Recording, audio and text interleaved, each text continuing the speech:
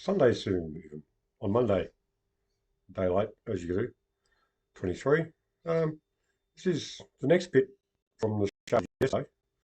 Really yesterday afternoon, but before starting the second show, I went down to the pub, did a couple of schooners, and then well, that's what happened to the rest of the day. So catching up today on Monday. So, but before I start on the videos I was going to show you, I'll show you one that I took on the way to the pub. It'll explain a bit, maybe. So, what do you think of those videos just before about pro and con the voice? I don't really know. It's one thing I do know that I don't know. I see valid points on both sides. What about you? Yeah, and this is all brought to you by the National Press Club. Like, they're not sponsoring me or anything, but they do interviews, and well, let's see if I can change the camera around. So where I am. There we go. This is another bit of Wangi. This is the suburban side of it. Well, anyway.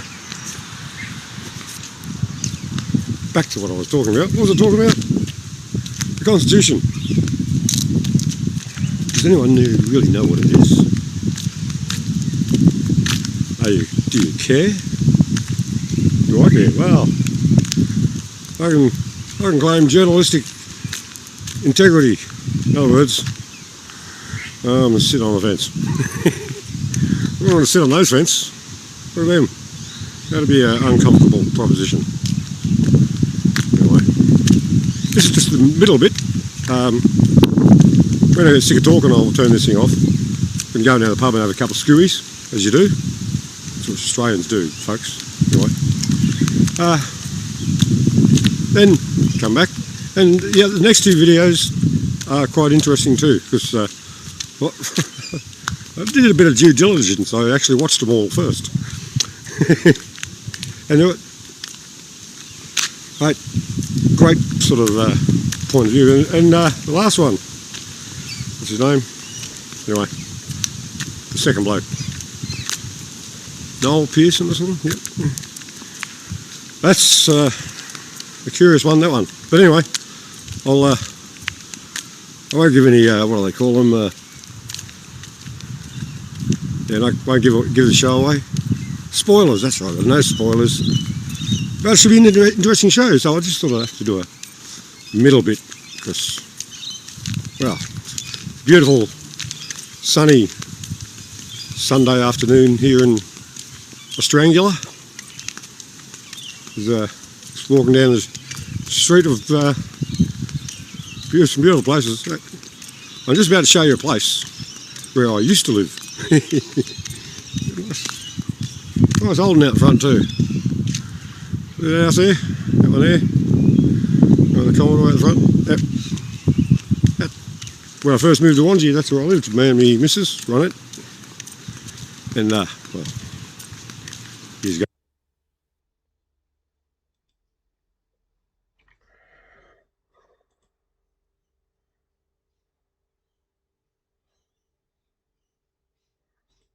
Well, that didn't go too well, did it? Anyway, I streamed that on Twitch, so anyone that was on Twitch would have seen it.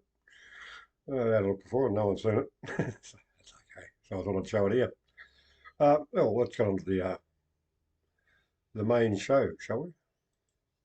This is Warren Mundine at the National Press Club. And shortly I'll find the right button and I'll get it on the road. Thank you very much, David, for that introduction. And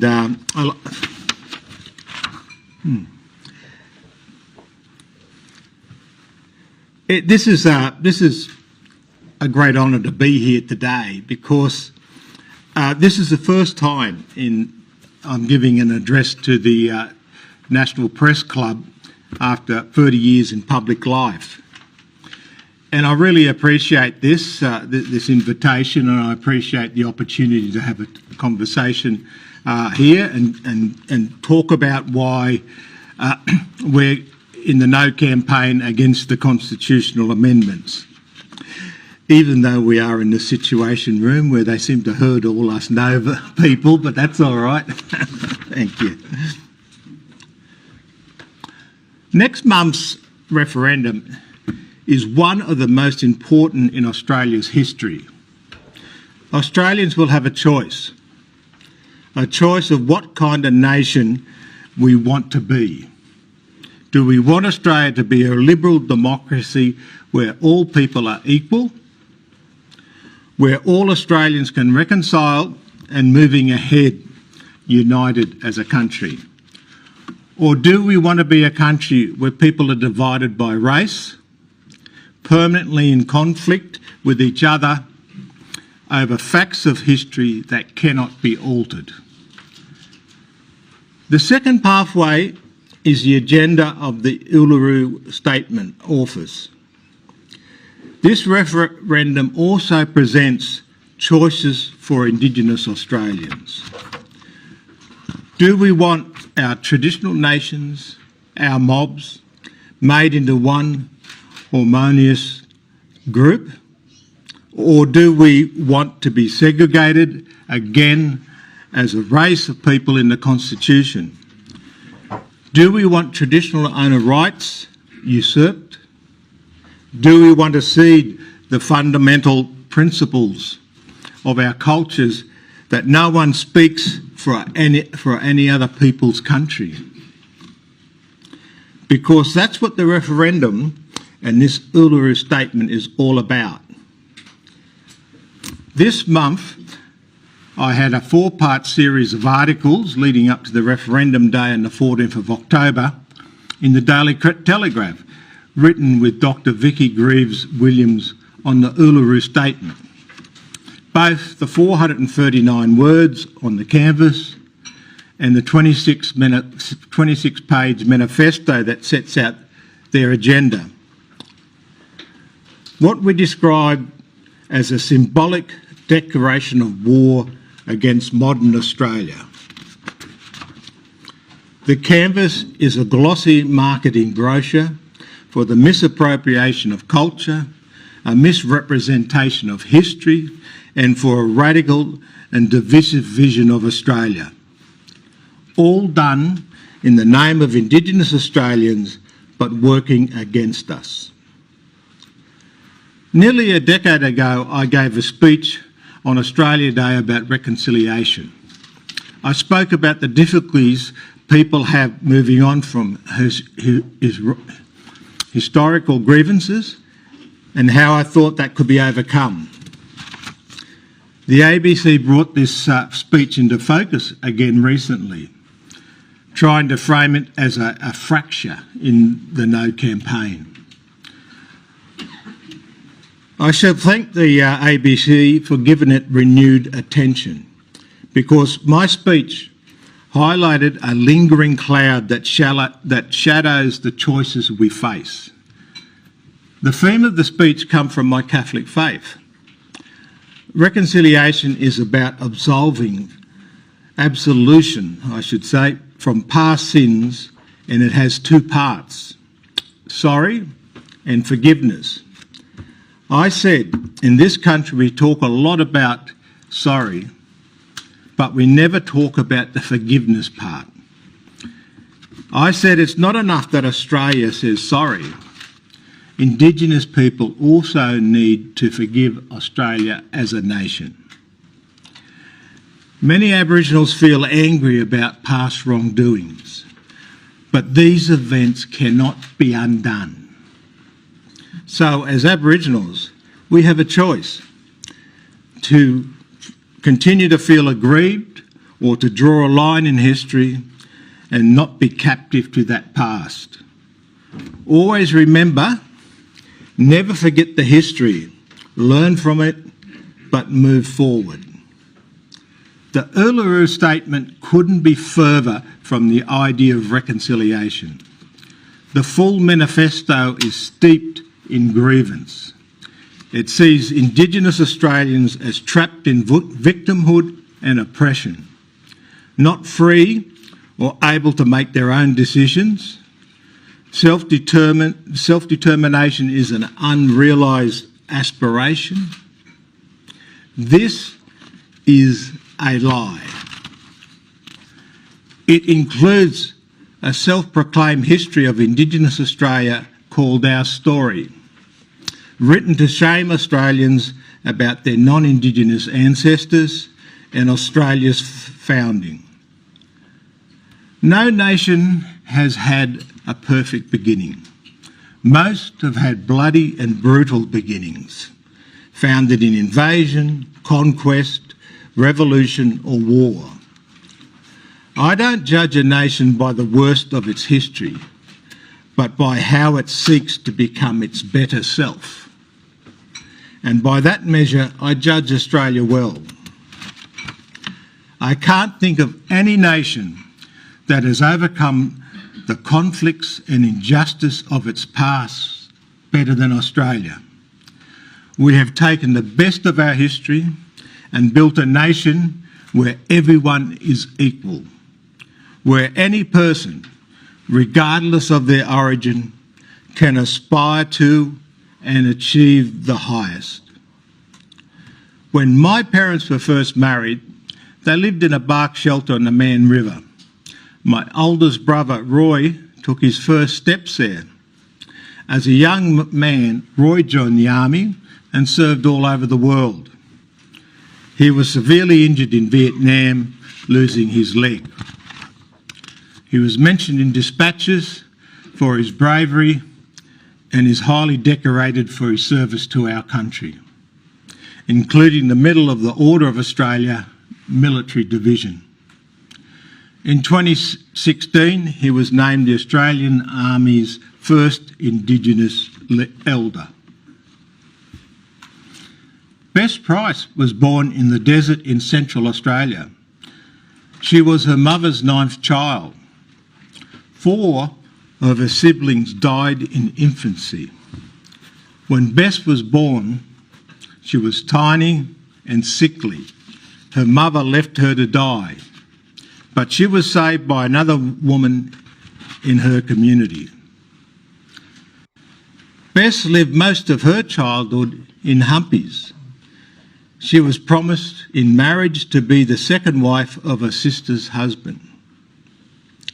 But Bess persuaded her father against it.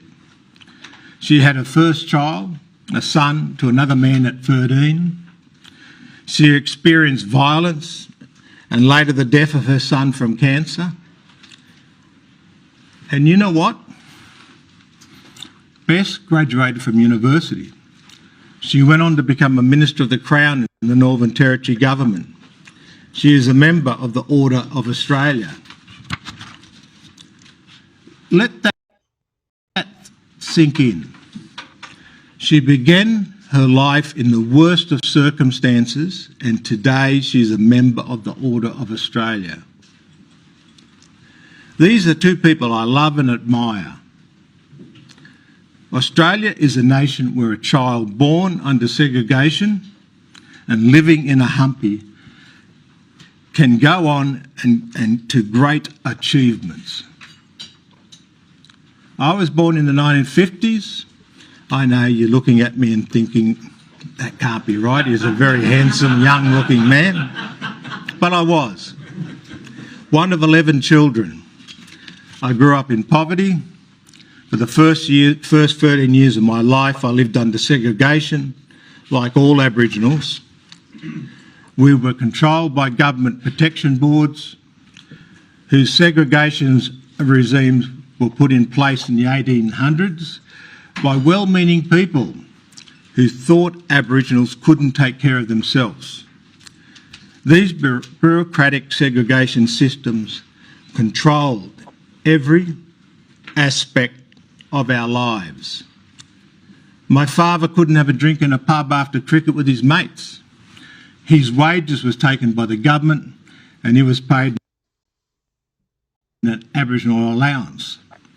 Aboriginals in New South Wales were subject to a 5 p.m. curfew. My dad was arrested for breaking curfew, coming home after working late. Authorities could walk into our homes without notice. I have a funny story about my mother. One day a welfare board officer walked into our house. My mother, all 4'11" of her, had had enough, and she chased him out of the house with a broom. She said, "We own this house and you can't come in." And they never come back again. These protection regimes kept us down and held us back from a full Australian life. They were abolished after the 1967 referendum, when Australians overwhelmingly voted to remove racial segregation from the Constitution, for everyone to be equal under the law. Now the Albanese government wants to put racial segregation back into our Constitution. No other group of Australians will have a body entrenched in the Constitution to speak on their behalf with a single voice. Only one race of people will be treated in this way.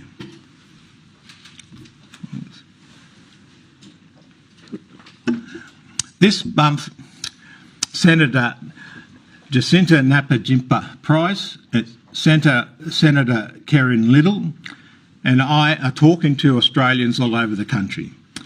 We'll be urging them to vote no in the referendum. All three of us are Aboriginal and we oppose the voice.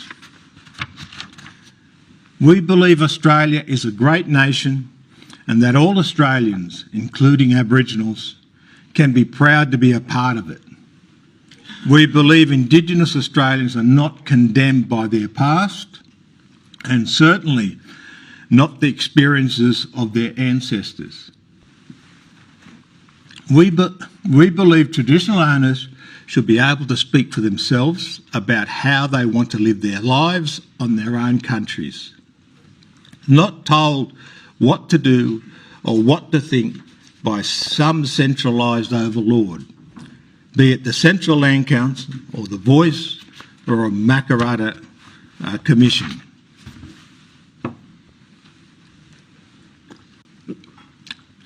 The Yes campaign is out there every day accusing the No campaign of lying. But the Yes campaign is built on a pack of lies. One lie is that Indigenous people don't currently have a voice, that Indigenous people aren't listened to in making laws and policies. It's the opposite. Indigenous Australians have many voices. Hundreds of Indigenous organisations are immersed in policy making affecting Indigenous Australians. Corporations, sporting codes, religious groups, unions, every arm of local, state, territory and federal governments, every agency and bureaucracy have Indigenous advisory bodies or other formal consultations. Nothing happens on Aboriginal land without consultation with traditional owners through native title and land rights legislation. There are more Indigenous parliamentarians today than ever before, including the Minister for Indigenous Australians. And there's no door in Canberra that isn't wide open for Indigenous Australians who want their voice heard. Another lie is that the Voice will give good advice. Indigenous bodies can give bad advice, like the Coalition of the Peaks, who advocated against the cashless debit cards. They didn't have all the answers. Another lie is that the Voice is just an advisory committee. It's not. It is an entrenched, permanent political right to make representations to the Parliament and the Executive. Distinguished professors of constitutional law told the parliamentary committee the voice will have, quote unquote, similar constitutional status as the Parliament, the Executive and the High Court. But unlike these institutions, no one knows what the voice is. When the Constitution was written, we had hundreds of years of precedents under the Westminster system. So we knew what a High Court is, what a Parliament is, and what the Executive is. We have no idea what a voice is. Another lie is that 80% of Indigenous people want the voice, and it comes out of a grassroots Indigenous movement. Even ABC Fact Check said that the claim doesn't stack up. Many Aboriginals have never heard of the voice, especially those in remote and regional Australia who are most in need. Many Aboriginals are voting no.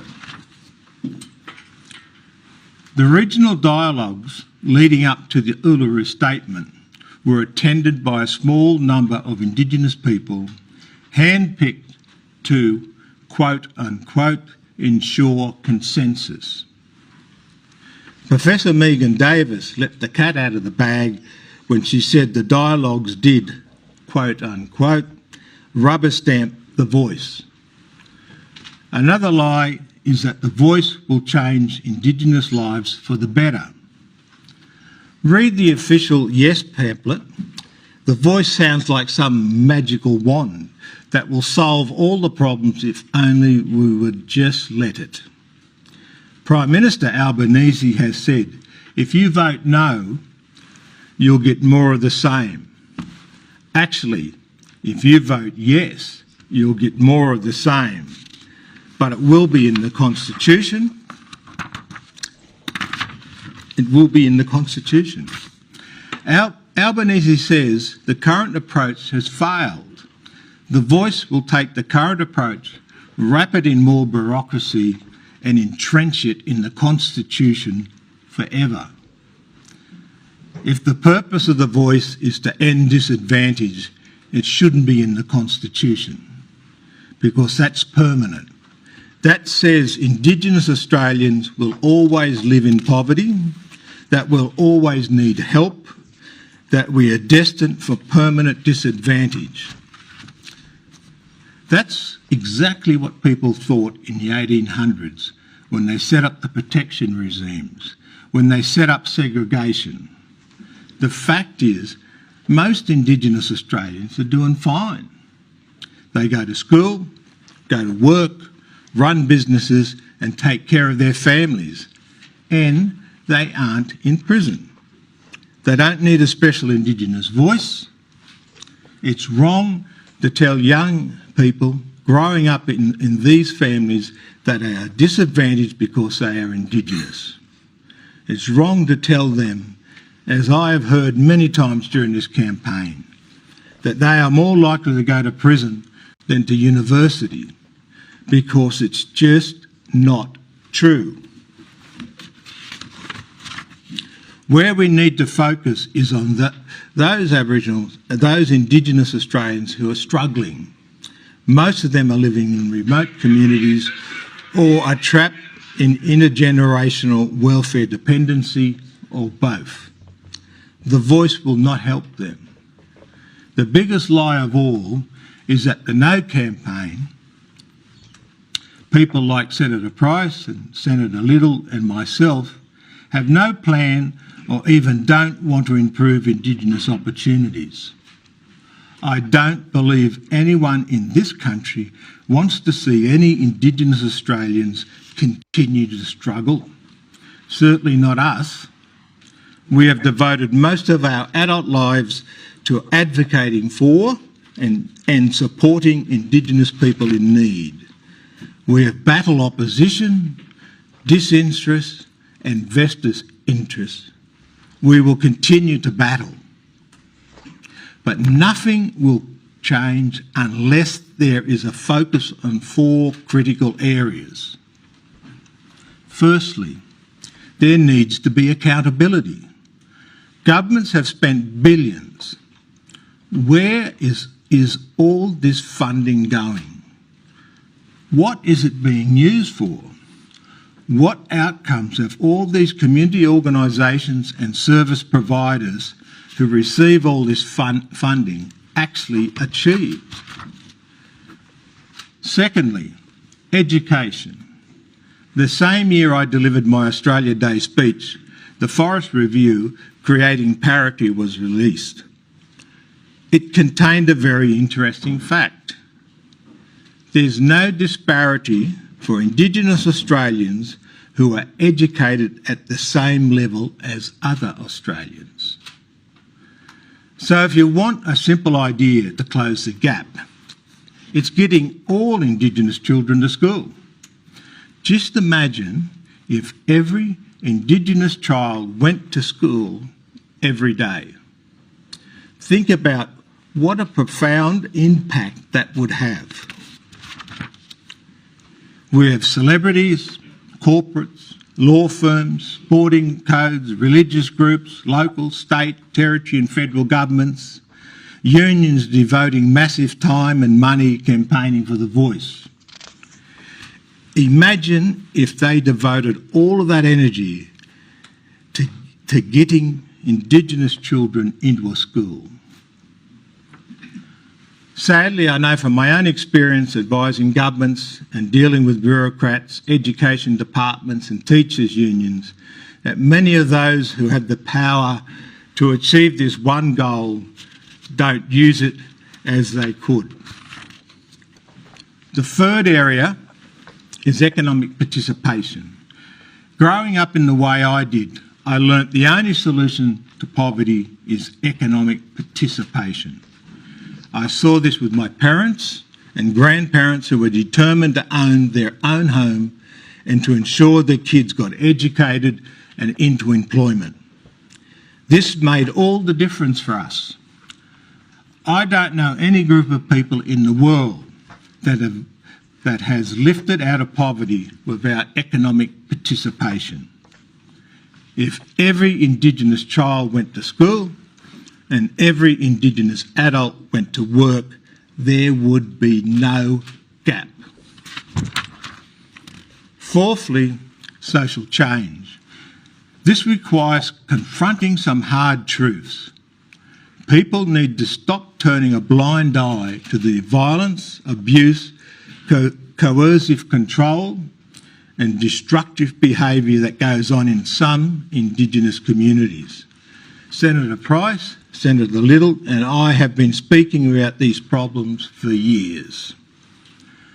For their efforts, Senator Price and her mother Bess Price have been subject to some of the most racist and misogynist abuse for raising these issues.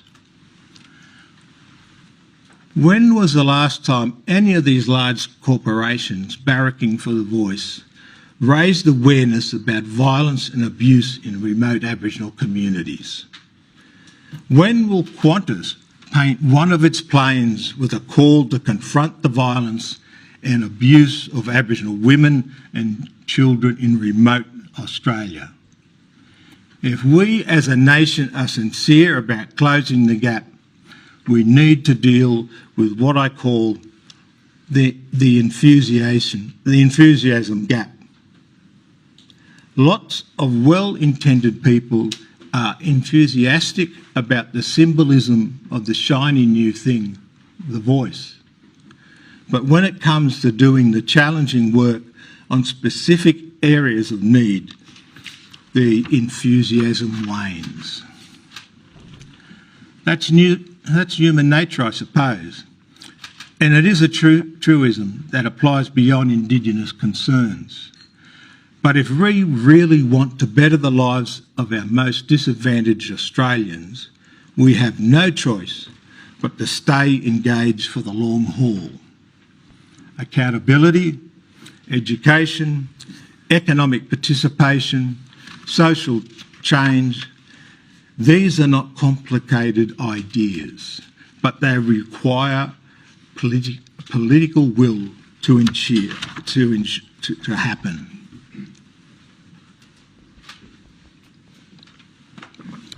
The referendum will be a choice between two opposing visions for Indigenous Australians. One is a vision of segregation, bureaucratic control and dependency, and a mindset focused on historical grievance and identity politics. The other is a vision of economic participation, financial independence and self-determination, and a mindset focused on jobs, education, social stability and practical initiatives. This is the vision of Jacinta Price and Kerry Little and myself and many other Aboriginals who oppose the Voice. The Voice is not about whether Indigenous Australians are recognised, respected or listened to, and it's certainly not about how to improve the lives of Indigenous people. I believe many well-meaning Australians support the Voice because they believe it will solve problems, because they believe Indigenous people want it, and because they want to see something positive and symbolic develop in the relationship between Indigenous and non-Indigenous Australians. Sadly, I think many Australians also feel they must support the Voice because of misplaced guilt about Australia's history. But I don't think all of these supporters have grasped the path this referendum has taken us down. I believe they don't see the threat that the Voice poses to Aboriginal traditional owners and to the character of Australia itself. The Voice is a political ploy to grab power, not just from the Australian nation, but also from traditional owners. We know from the Kalma-Langton report that the Voice is intended to be a vast, expensive, new bureaucracy interposed at every level of government decision-making. In 1967, we fought against segregation and to get bureaucrats off our backs. We don't want them to return. Senator Price, Senator Little and I were all born in remote and regional Australia. Our lived experiences and those of our families include growing up on missions and reserves, segregation, the experiences of the stolen generation, poverty, violence and mistreatment by authorities. All the things activists today are so aggrieved about. We have also seen the good of this nation and the good of its people and its institutions, and the great promise it offers to all Australians. Our stories are testament to this. All of us must work harder to create opportunities for other stories. We oppose the radical and divisive Voice. That pathway will not lift Indigenous Australians. It will not reconcile Australians. It will only divide us and keep us that way. And that's why we are voting no to the Voice. Thank you.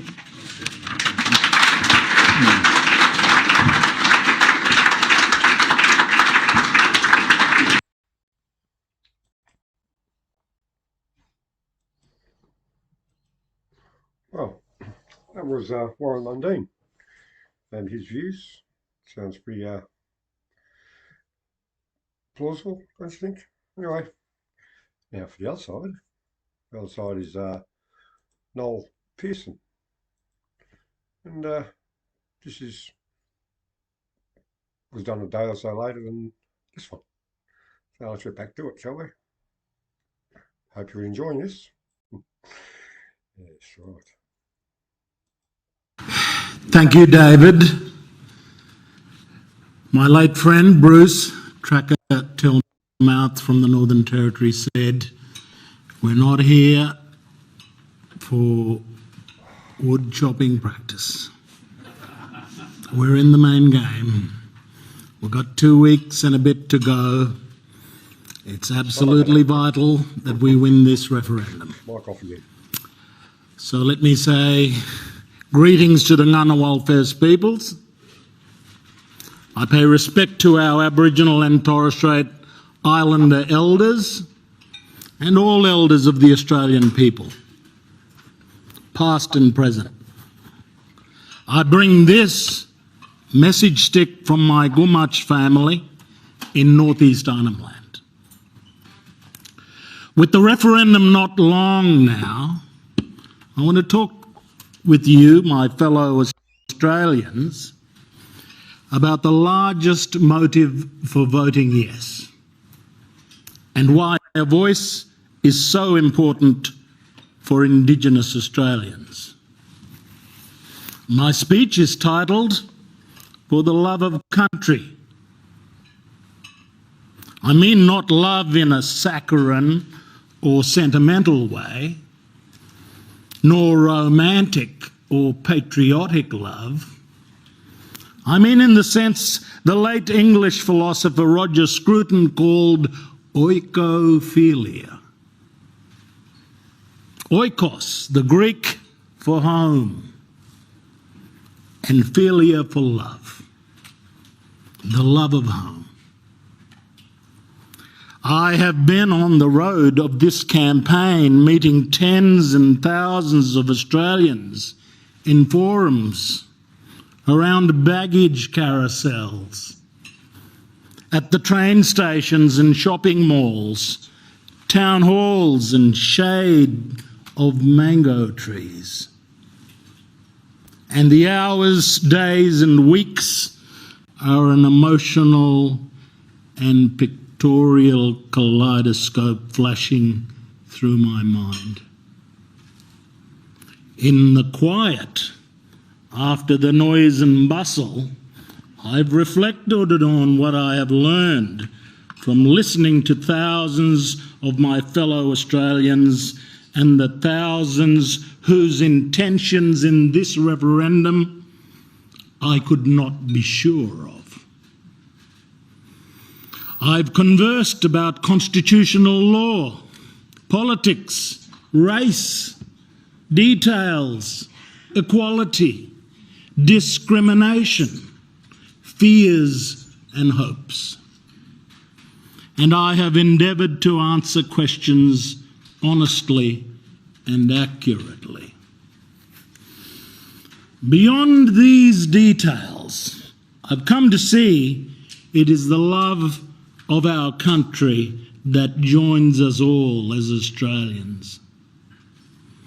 I said it's not the same as patriotism, because there's nothing political about this love of country. Rather, it is about the wondrous land and seas. All of the nature and culture makes this country so beloved of us all, and its effect upon our souls.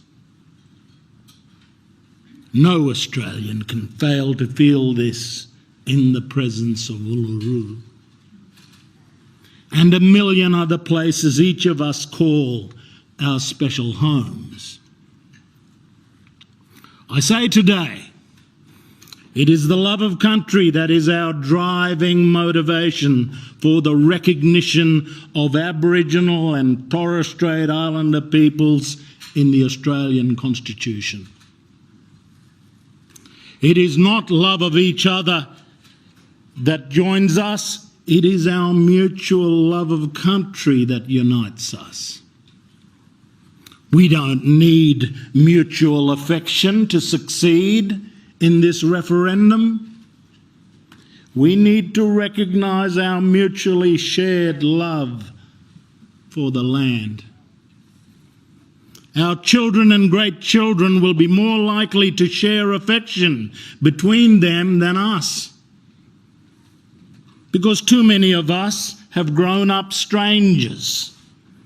But when you bring your children to come to know our children, they will each be the better for it. That is the promise of the future.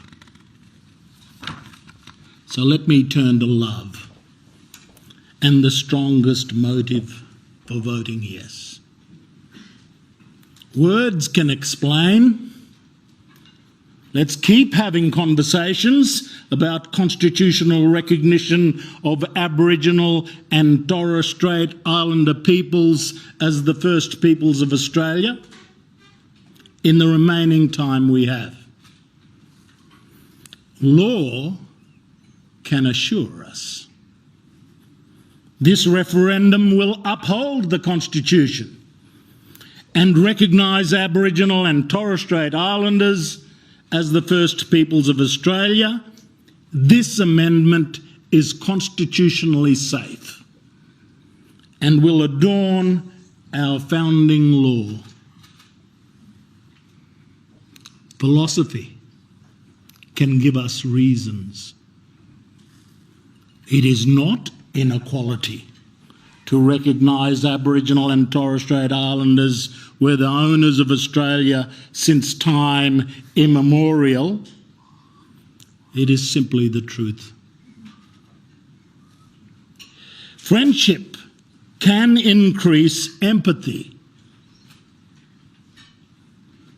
We are 3% and you 97%. It's understandable we mostly don't know each other as friends. If we shared meals, we could rely on the empathy of friendship. Empathy is so important, but only love can move us now. Not the love of family. Unlike other campaigns, we don't have the love of family to join our hearts with our heads. Not the love of familiarity. Only few are familiar with us. That's no fault of anyone. It's just we are so few and you so many. Australians mostly do not know our cultures, our languages, the things that make us the same as you, and the things that make us so unfamiliar, even after 2 centuries.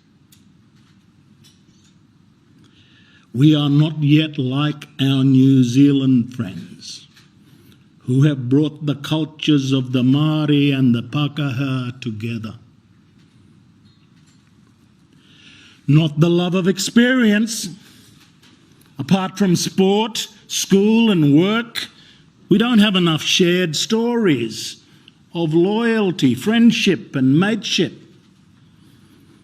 What mateship there was between our diggers in the world wars is not much known, and remained unacknowledged after our people's service. Not the love of admiration. Australians have always admired our sporting and cultural heroes, and little wonder we are proud of their ability to enjoin your respect. But admiration is not what I am talking about here. It is the love of country. This is a civic love. It is the basis of a shared fealty to this land. It is for the love of country that the Australian people cohere under the first person plural, we. It is the largest motive we have for voting yes. It's the love of home. Our Australian home is the source of this love. Ownership is lower in order concerning law, title and real estate, whereas our larger responsibility, shared by all of us, is the custody of our national home. Our responsibility as custodians on behalf of our future unborn is our highest duty and an expression of this love of home. It is the great love we share. Always was. This is the voice of reminder of the ancient origin of this love. Always will be. This is the voice of moral protest and insistence that this is still a home of ancient origin and continuing truth. Mine, yours, ours. This is the North Shore to which we are building a bridge of unity and mutual recognition. We can move forward from protest and reminder to mutual recognition.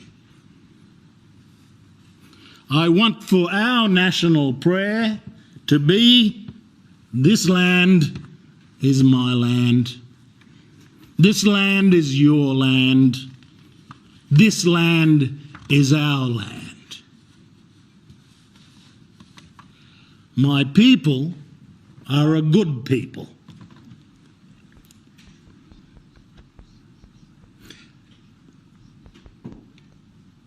They've done nothing to deserve contempt and disdain.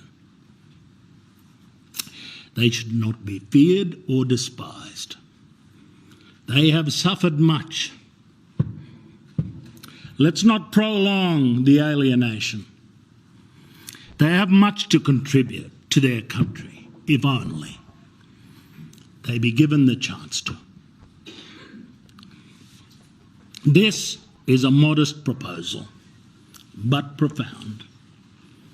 An advisory body in the Constitution to which the Parliament and Government will listen to Aboriginal and Torres Strait Islander peoples so we get better results for Indigenous people and for the country.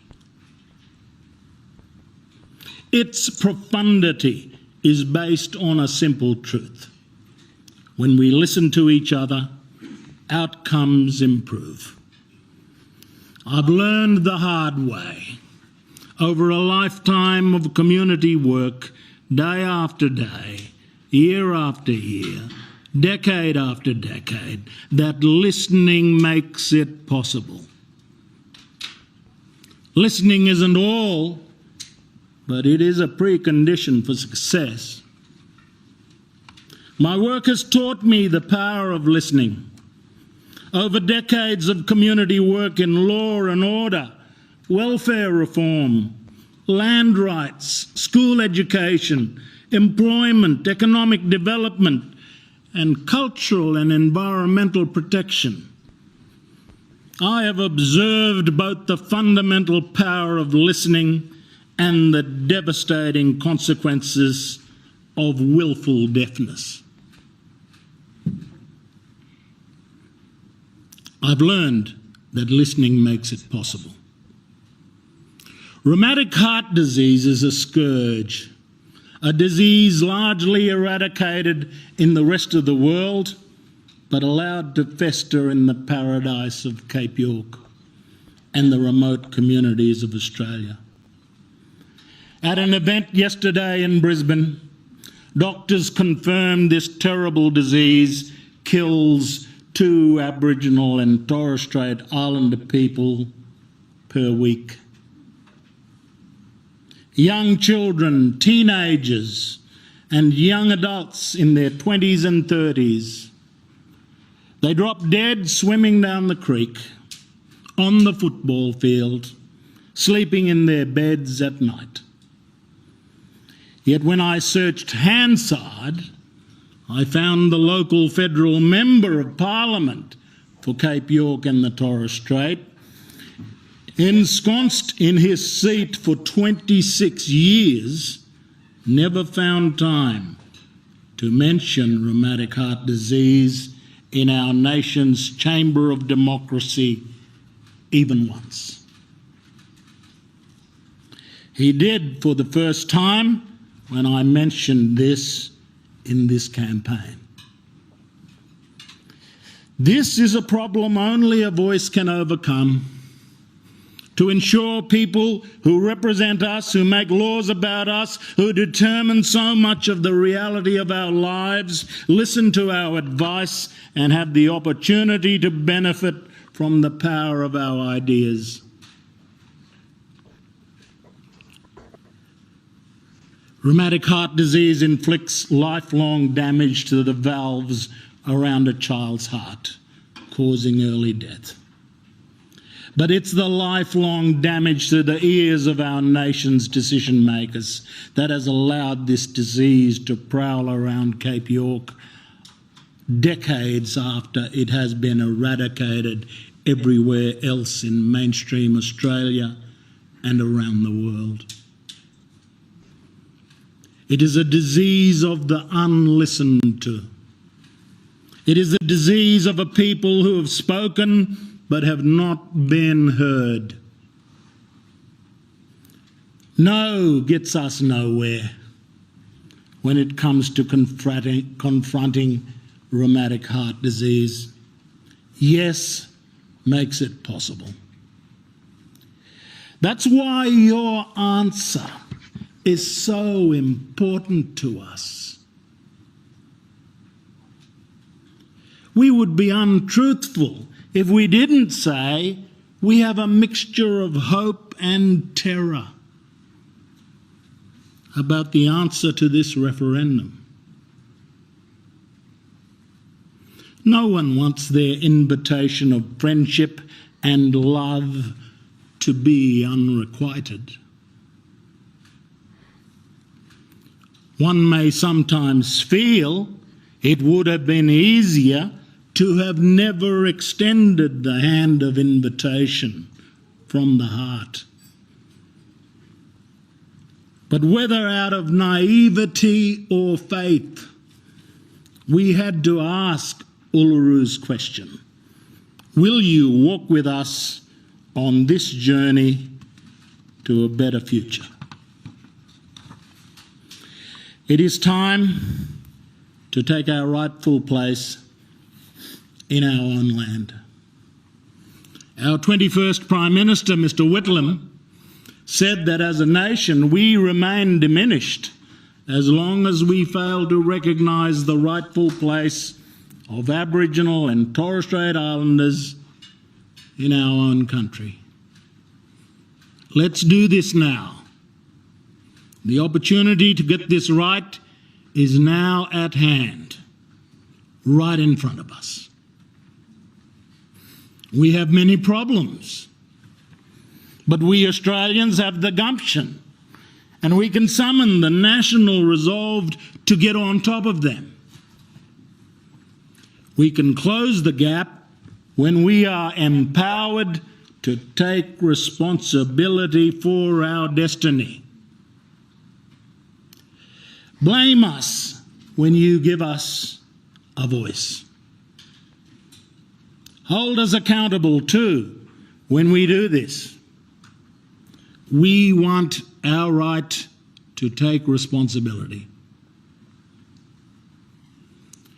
Allow us to empower our people to take charge of our children, our families, and our people's destiny. We have many talents and gifts to contribute. More than half of the solution to solving problems is to unleash the talents and gifts of our people. Our task is for the potential, especially of our youth, to be realised in their fullest measure. We would like Australia to be kinder and friendlier to our children. Let's follow Dr. King's dream that our children will embrace each other as brothers and sisters in a way that too much eluded us in our time. Our children will walk in two worlds and enjoy the best of both. Their culture will be a gift to their country, and they will join the mainframe of Australia, free to be modern versions of themselves. This gift of Indigenous culture, from old Australia to new, is the peace dividend of the middle way. Because if we vote yes, we're voting yes to orientate the relationship between Indigenous and non-Indigenous Australians down a safe and responsible middle path. Voting yes is a rejection of confected war. Voting yes crosses the bridge on the pathway to peace. Voting no is not a neutral choice. Voting no is an active choice to take us nowhere. Voting no leaves us suspended in the neverland that exists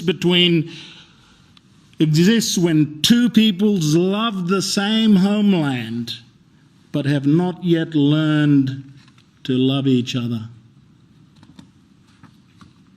There is no peace dividend if we vote no.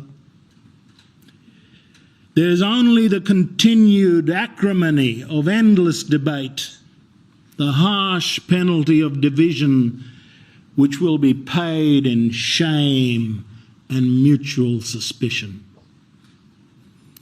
It is only by voting yes that we choose a responsible middle path for our national story, a story that accords Indigenous Australians a rightful place in our own country. If we choose this middle path and complete the journey to a new settlement, the peace dividend of cultural exchange will be paid in full. We, the Australian people, are a good people. At our best, we can be a beacon of light to the world. It is this humble temperament and quiet capacity for greatness that gives me faith we will vote yes. Recognition runs two ways. Think about it as a mirror into which we see our own reflection in each other. This referendum is the largest mirror we will ever look into as a nation. 27 million people will look into this mirror on 14 October and see ourselves like we never have before. Recognition is about the 97% recognising the 3% and offering the gift of Australia's 122-year-old constitutional democracy. Recognition is about the 3%, recognising the 97% and offering the gift of Australia's millennia-old heritage.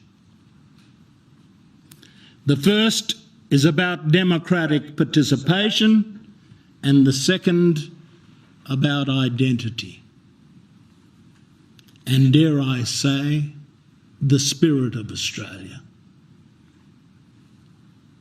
When he spoke the truth of our history at Redfern, our 24th Prime Minister, Mr. Keating, said it was not about guilt. It was about opening our hearts. You're not guilty for the past, neither are we. Our alleged inferiority is no justification for that history. Not then, not now. The inhumanity of the frontiers was not because we were inhuman. We can only be responsible for forgetting the truth and its legacy in the present. We were victims of history, but our victimhood ends with our empowerment. Have the same expectations of us as you would your own. The referendum is testing the idea that a nation conceived in the lie of terra nullius, a continent empty of owners, can come to a new understanding of who we are, a nation blessed. With an Indigenous heritage spanning 60 millennia, a British democracy captured in its constitution, and a multicultural triumph that is a beacon to the world. The referendum words complete the three parts of what our 25th Prime Minister, Mr. Howard, called the profound, unfolding and compelling story of Australia. If affirmed, this referendum will seize our first best chance and last best hope for a lasting settlement. We do this for our future unborn, for the countless generations to come. We, their grandparents and great-parents, bequeath them the settlement of future peace, rather than the endless trouble of our colonial past. For now we can draw a line on the colonial past because we choose to make it our history rather than our legacy. Why would we, the Australian people, bequeath to our great children the irresponsible rhetoric of war and disunity, when we could give them reconciliation and justice instead? On October the 14th, we, the Australian people, face a choice between crossing the bridge to our future or floundering in the past. A choice between listening to each other, respecting each other, or closing our hearts and minds to the simple truth that when we listen, we do better. A choice between a safe and responsible middle path or the failed dichotomy of assimilation and separatism.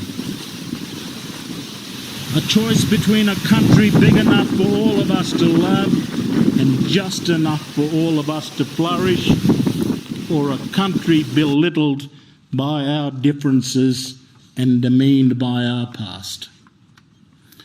On October the 14th, we get a chance to begin a new chapter of Australian history, to bequeath our children the future they want, not the past that burdens us. On October the 14th, we whisper into the wind of time that no gets us nowhere, and yes makes it possible. On 14 October, we can carve our generation's name into the bedrock of history. And for as long as there is history in this land, it will be recorded. We were asked, and we proudly voted yes. We can do this for the love of our country, the love of Australia, my land, your land, our land. Thank you.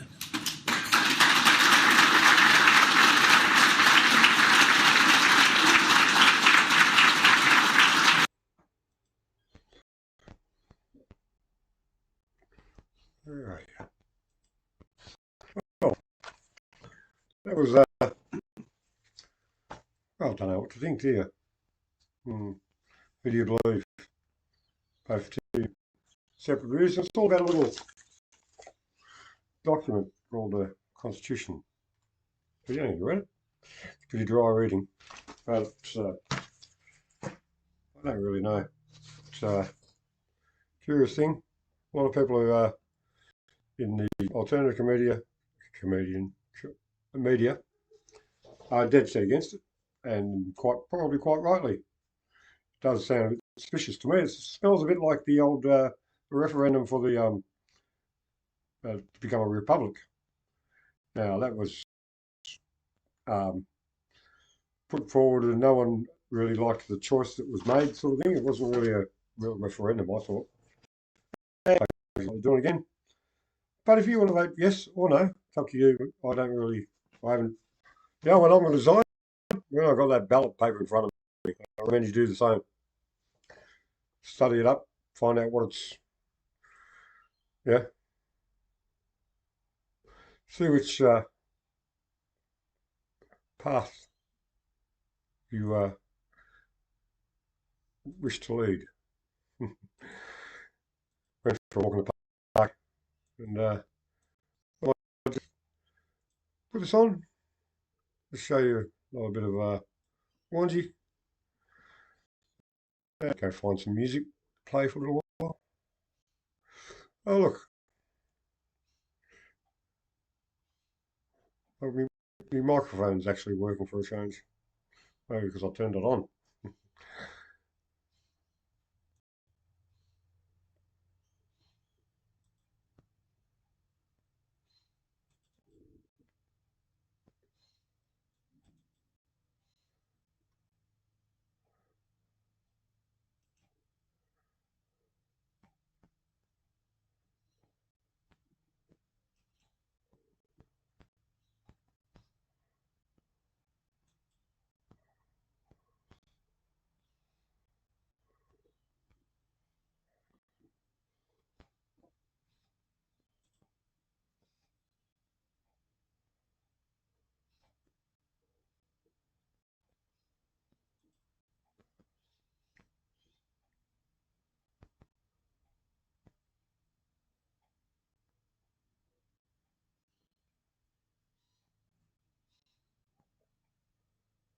Nice little forest, eh? New forest. Fire went through there recently.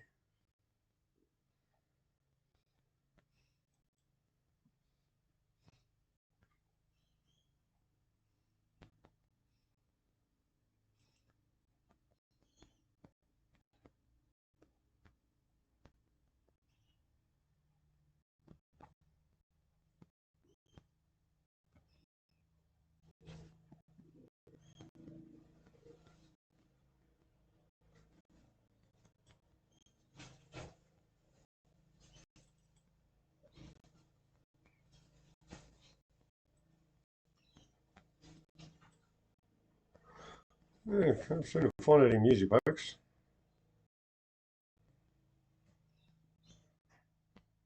Yes, well. Still walk down the path though.